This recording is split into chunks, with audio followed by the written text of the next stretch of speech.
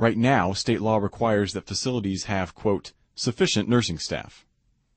In a perfect world, that would be adequate. That would do the trick. Sadly, we are not in a perfect world. The word sufficient is incredibly vague, it's ambiguous, it's subjective. Sufficient according to whom? The wording is very weak and very ambiguous.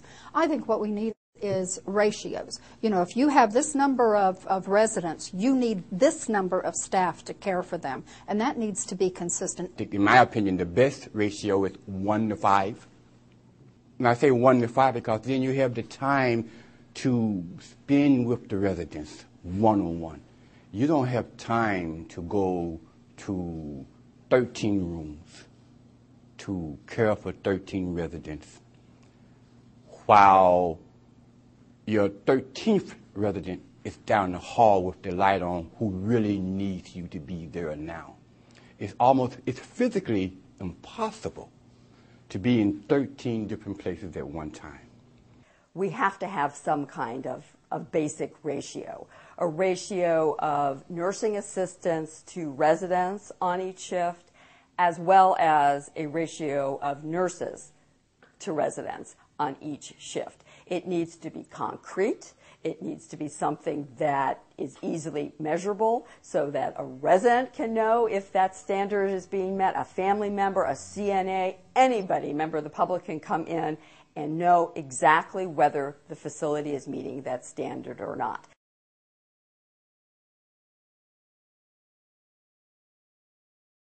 Right now, the staffing data that we have is self-reported. Health department inspectors or surveyors walk in the door for an annual inspection. They hand the nursing home a sheet of paper, and the nursing home fills out the amount of staff they had for the past 2 weeks. Self-reported and unaudited. Nobody looks at that data. We have no idea how accurate it is. And in fact, federal studies have shown that there are lots of problems with the accuracy of that data. What we need is a much better system for getting good data.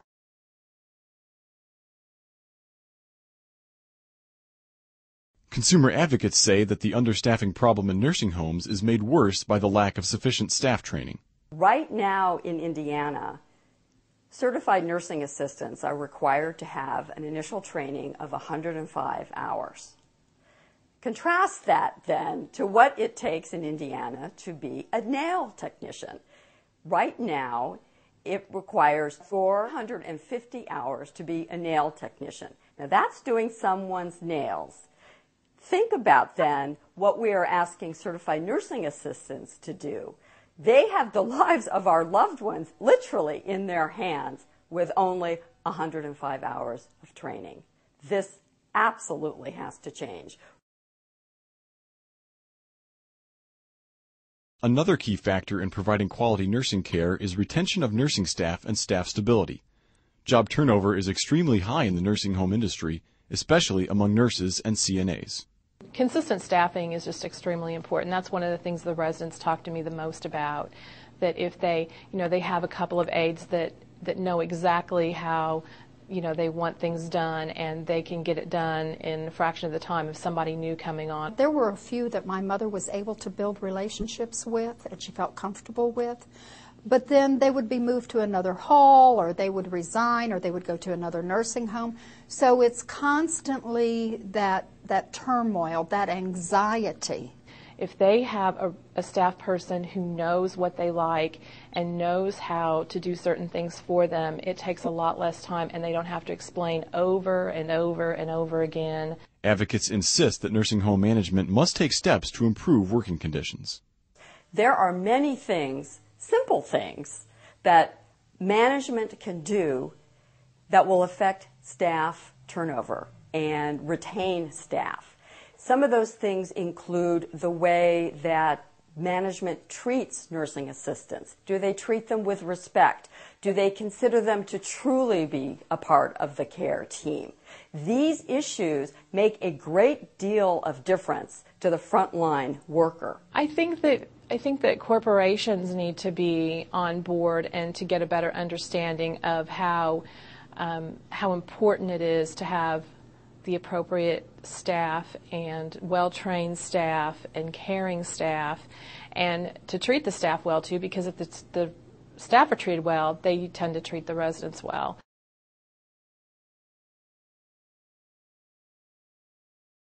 In order to make change in Indiana in the quality of our nursing home care, we have to face the fact that the nursing home industry is incredibly powerful. They're very organized, they make political contributions, and every single time we go down to the State House, there is a whole contingent of lobbyists from the nursing homes. Contrast that then to what United Senior Action brings to bear.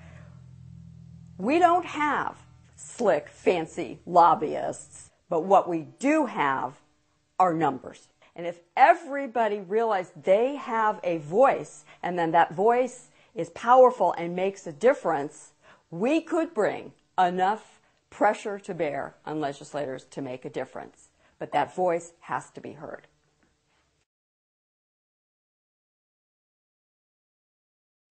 For nursing home reform advocates, understaffing is a significant ethical issue. They say, as a society, we have a moral obligation to stop the tremendous suffering that results from nursing home short staffing. We all have the moral responsibility to ensure that every nursing home resident gets at least the basic care that they need for quality of life.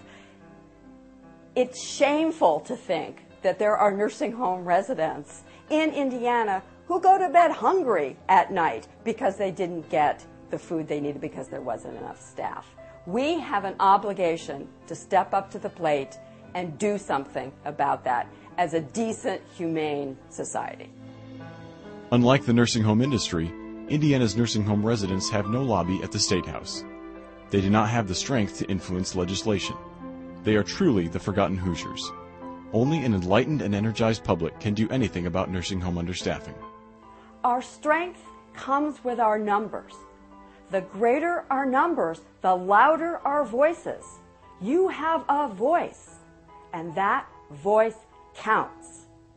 Make your voice heard, and together we can make a difference. If you want to help reform Indiana's nursing homes, if you want to speak up for the voiceless, call United Senior Action today at 1-800-495-0872 or visit the website www.usaindiana.org. Help make a difference in the lives of some of the most vulnerable citizens in Indiana, nursing home residents.